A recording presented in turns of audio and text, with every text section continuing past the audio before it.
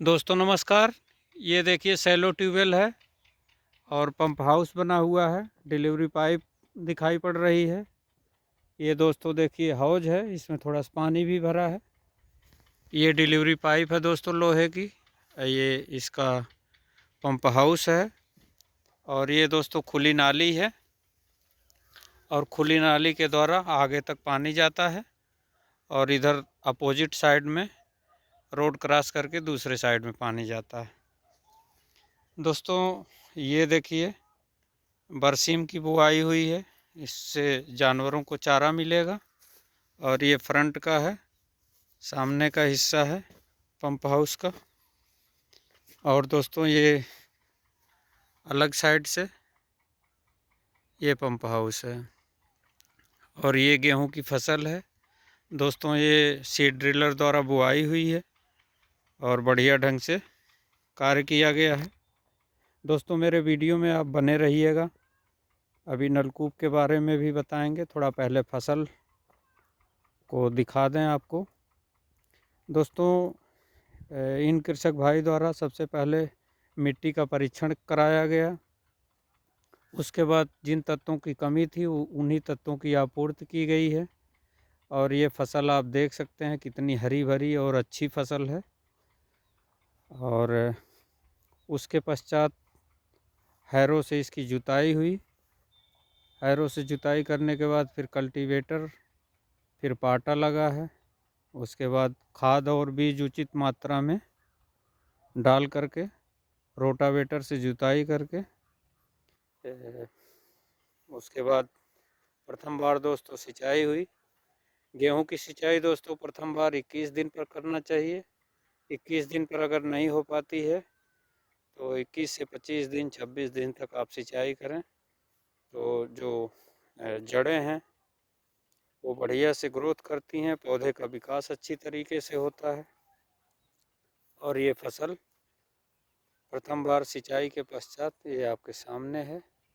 बढ़िया first class फसल है और अच्छा उत्पादन होगा इसमें, इसकी ग्रोथ अच्छी है। और इधर दोस्तों देखिए ये कृषक भाई हैं, मिट्टी का परीक्षण नहीं कराया गया और सिंचाई भी ज़्यादा मात्रा में हो गई है और प्रबंधन अच्छा नहीं था। फसल देखिए दोस्तों दोनों अगल बगल हैं, कितना अंतर है आप स्वयं देख सकते हैं। इसलिए कभी भी जब आपको कोई भी फसल लेना हो, चाहे गेहूं है, सरसों है, धान है, चना है, मटर है, आलू है, आप मिट्टी का परीक्षण ज़रूर करा लें। मिट्टी का परीक्षण कराने से आपको ये पता हो जाता है कि कौन कौन सा तत्व हमारे खेत में कम है, कौन सा तत्व हमको डालना है, तो आपको मदद मिलती है। थोड़ा सा और आगे ले चलते हैं दोस्तों। इधर देखिए ये प्रबंधन थोड़ा सा अच्छा नहीं था, इस वजह से फसलें ऐसी हैं। और अभी जो पहले आप फसल देखे हैं आप उसको भी देख करके इन दोनों का डिफरेंस अंतर जान सकते हैं कि हमको किस तरीके से खेती बाड़ी में अपना कार्य करना चाहिए। दोस्तों कोई भी कार्य है जब आपका प्रबंधन अच्छा होता है तभी वो फसल अच्छी होती है, अन्यथा की दशा में फसल उतना अच्छी नहीं हो पाती। ये नाली दोस्तों घूम करके देखिए इधर आई है और ये आगे तक गई है, इधर साइड से आई है दोस्तों। और ये भी गेहूं की हरी भरी फसल है। ये भी छिटकुआ विधि से बोई गई है, लेकिन देखिए प्रबंधन अच्छा था इसलिए फसल अच्छी है।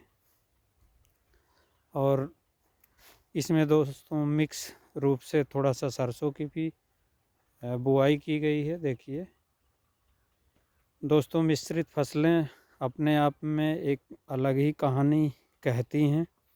इसमें अगर कोई फसल, एक फसल उतना अच्छी नहीं हुई तो दूसरे से आपूर्ति हो जाती है। इसलिए कुछ सहफसली होती हैं, उनको ध्यान दे करके उसी रूप में करना चाहिए। और दोस्तों खुली नाली जो पहले की बनी है तो चलिए कोई बात नहीं है, लेकिन जो अब सिंचाई का जो साधन है, जो तरीका है, वो दोस्तों आप उसमें प्लास्टिक की पाइप लगा लीजिए या एसडीपी पाइप जोड़ लीजिए या अंडरग्राउंड पाइपिंग करवा लीजिए, तो उससे आपको सिंचाई में मदद मिलती। ये देखिए दोस्तों, थोड़ा सा पुआल रखा हुआ है जानवरों को खाने के लिए, और ये कितना बेहतरीन ढंग से इसको मैनेज करके रखा गया है। ये गाढ़े समय में कार्य करेगा। और ये देखिए दोस्तों, ये आलू की फसल है, ये भी इसी ट्यूबवेल से सिंचाई करके उत्पादित हुई है। इनका भी अच्छा मैनेजमेंट है, कार्य भी अच्छा है, और जानवरों से बचाने के लिए घेराई का कार्य किया गया है। और दोस्तों, ये लहसुन लगा हुआ है और आगे भी आलू है। इस तरीके से दोस्तों आप देखते हैं, जो भी फसलें हैं अगर आप उसको सही ढंग से कार्य करके लगाते हैं तो बढ़िया रहता है। आलू दोस्तों लगाने के बाद प्रथम बार सिंचाई के बाद एक बार उसको फिर उस पर मुर चढ़ाया जाता है, मतलब जो उसकी मेड़ है उसके ऊपर मिट्टी चढ़ाई जाती है। उसके पहले गुड़ाई करके खाद डाला जाता है। और दोस्तों तत्पश्चात फसलें अच्छी होती हैं, आलू अच्छा उत्पादित होता है। आलू में डीएपी और पोटास का भी यूज करना चाहिए। और दोस्तों ये फसल है, इसमें भी थोड़ा सा सिंचाई ज़्यादा हो गई थी, इस वजह से देखिए पीलापन आ गया। अब इसमें जिंक है, सल्फर है, हल्का सा यूरिया मिला के जब टॉप ड्रेसिंग होगी तभी ये फसल अपने मूल रूप में आ पाएगी। इसलिए दोस्तों मेरा बराबर कहना रहता है कि कोई भी कार्य है, जब आप उसको सही ढंग से मैनेज करते हैं, अच्छा आपका प्रबंधन रहता है, तभी वो फसल अच्छी हो पाती है। अन्यथा की दशा में अभी आप देख चुके हैं। तो प्रबंधन दोस्तों एक बहुत बड़ा विषय है। ये देखिए दोस्तों, प्रबंधन का ही एक तरीका है कि कोने पर ला करके बोरिंग कराई गई और पंप हाउस बनाया गया, जिससे देखिए दोस्तों दोनों तरफ आने जाने के लिए रास्ता है। कभी भी आप देर सवेर आएंगे, आपको ट्यूबवेल चालू करना है, सिंचाई का कार्य करना है, तो आसानी से हो जाएगा। अन्यथा की दशा में आप अगर बीच खेत में करवाते हैं तो आपको हमेशा नुकसान उठाना पड़ता है। इसलिए ध्यान दे करके कार्य करना चाहिए। कोई भी कार्य बेहतर प्लानिंग होगी, उसका बेहतर एग्जीक्यूशन होगा, तभी वो अच्छा हो पाएगा।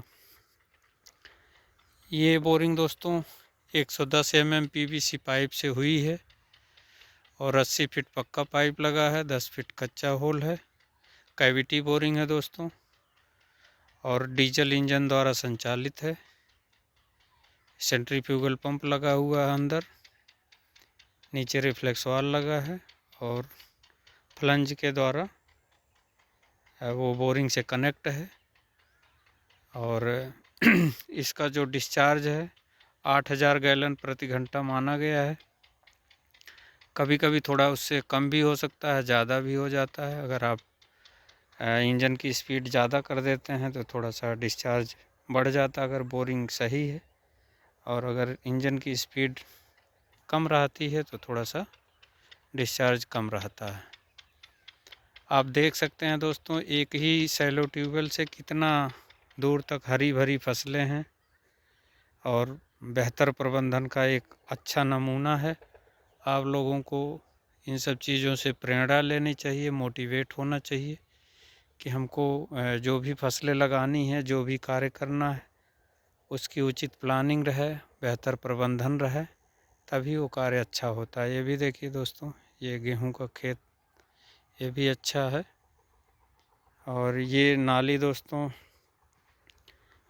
आगे चल करके रोड से क्रॉस करके दूसरे तरफ सिंचाई के लिए प्रयोग होती है। और दोस्तों जो भी इंजन है या सेंट्रीफ्यूगल पंप है या रिफ्लेक्स वाल्व है, आपको देख करके कम से कम 1 साल के अंदर उसको जो है मरम्मत कार्य उसका करा देना चाहिए, मेंटेनेंस, तभी अच्छा रहता है। ये देखिए दोस्तों, रोड पर आ गए। इस साइड से रोड आ रही है और ऐसे घूम करके ये दिखा रहे हैं सीधी चली जा रही। और दोस्तों ये दूसरे साइड में जो साइफन लगा है उसका मुंह इधर खुलता है, ये देखिए दोस्तों। और ये इधर से फिर सिंचाई का कार्य इसमें होता है। और जानवरों द्वारा देखिए दोस्तों, ये फसलों को थोड़ा सा नुकसान पहुंचाया गया है। ये मेड़ है और ये डिवाइडर का कार्य करती है। जब भी आपको आना जाना है तो जो खेत की मेड़ें हैं वो थोड़ा सा अच्छी क्वालिटी की और मोटी होनी चाहिए, उससे आपको बढ़िया रहता है। आपको कभी भी आना जाना है, कुछ करना है तो अच्छा रहता है। अब ये देखिए दोस्तों, फसल पीली पड़ गई है, थोड़ा सा मिट्टी भी उसरीली टाइप की है। इसमें जिप्सम का प्रयोग करना चाहिए पहले से मिट्टी में। और अब फसल को बचाने के लिए दोस्तों इसमें जिंक है, सल्फर है, यूरिया है, उसकी टॉप ड्रेसिंग होगी तभी ये फसल हरी भरी हो पाएगी। दोस्तों देखिए, एक और अच्छी चीज़ आपको दिखाएं, ये देखिए कुआं है दोस्तों। सब पहले कृषक भाइयों द्वारा बताया गया कि पहले इसी से सिंचाई होती थी। अब सिंचाई का बेहतर साधन हो गया है, अब हम लोग नलकूप से सिंचाई करते हैं। दोस्तों देखिए कितना कठिन कार्य हुआ करता था। इसमें रहट लगा करके बैलों द्वारा सिंचाई होती थी। देखिए गोल टाइप का भी बना हुआ है और इसके किनारे किनारे बैल घूमते थे और रहट के द्वारा पानी निकाल करके सिंचाई का कार्य होता था। दोस्तों सिंचाई उस समय बहुत कम हो पाती थी, इसलिए जो है जो फसल का उत्पादन है वो कम रहता था और ज़्यादा उसमें उत्पादन न होने की वजह से जो हमारा निर्यात है या बिक्री है कम ही हो पाती थी। ये देखिए दोस्तों, ये सरसों की फसल है और अब ये सिंचाई योग्य लगभग होने जा रही है। 30 से 35 दिन पर सरसों की पहली सिंचाई करना चाहिए तो ग्रोथ बढ़िया होता है, उसकी जड़ें बढ़िया निकलती हैं और हरी भरी फसल रहती है, उसमें उत्पादन भी अच्छा होता है। ये दोस्तों देखिए इस तरीके से दोस्तों अब ये सिंचाई योग्य हो रही है। जब इसकी सिंचाई हो जाएगी थोड़ा सा सल्फर और यूरिया डाल दिया जाएगा तो अच्छा हो जाएगा। जो सरसों है उसमें 1 बीघे में करीब 1 बोरी यूरिया और 2 किलो सल्फर का प्रयोग करना चाहिए तो आपकी फसल और अच्छी होगी, अन्यथा जो है औसत दर्जे की रहेगी। हालांकि मेरा कहना है कि रासायनिक खादों का प्रयोग कम से कम कीजिए, तभी आपकी फसल स्वस्थ रहेगी और आपकी मिट्टी भी स्वस्थ रहेगी। जब मिट्टी स्वस्थ रहेगी तो आपकी फसल भी स्वस्थ रहेगी, आप भी स्वस्थ रहेंगे। ये देखिए दोस्तों, आ गए हम इधर। ये थोड़ा सा और नीचे स्थान का खेत है। इसमें दोस्तों बारिश के सीज़न में पानी भर जाता है और जब पानी भर जाता है तो दोस्तों वो रिचार्जिंग का कार्य करता है। तो पर्यावरण के लिए और भूमि में जो जल है, जो भूजल है, वाटर लेवल है, वो भी मेंटेन रहता है। ये दोस्तों देखिए थोड़ा सा बाग टाइप का है, पुराने पेड़ पौधे लगे हुए हैं और पर्यावरण के लिए भी सपोर्ट कर रहे हैं। आम का वृक्ष है, बबूल है और इधर आगे चल के दिखाते हैं दोस्तों, ये जामुन का पेड़ है, फिर उधर आम का पेड़ है, फिर इस तरीके से इसमें कई तरीके के पेड़ पौधे हैं। पेड़ों की जड़ों से भी दोस्तों ज़मीन के अंदर पानी जाता है और उससे वाटर लेवल मेंटेन रहता है। वाटर लेवल मेंटेन रहने से हमको जो ट्यूबवेल है, जब हम चलाते हैं उसको, तो हमको पर्याप्त मात्रा में जल मिल पाता है। अन्यथा जो ट्यूबवेल है वो पानी छोड़ देता है, और जब पानी छोड़ देता है दोस्तों, जो सिंचाई है हमारी प्रभावित हो जाती है। और सिंचाई प्रभावित जब हो जाती है तो जो हमारी फसलें लगी हुई हैं वो भी प्रभावित हो जाती हैं।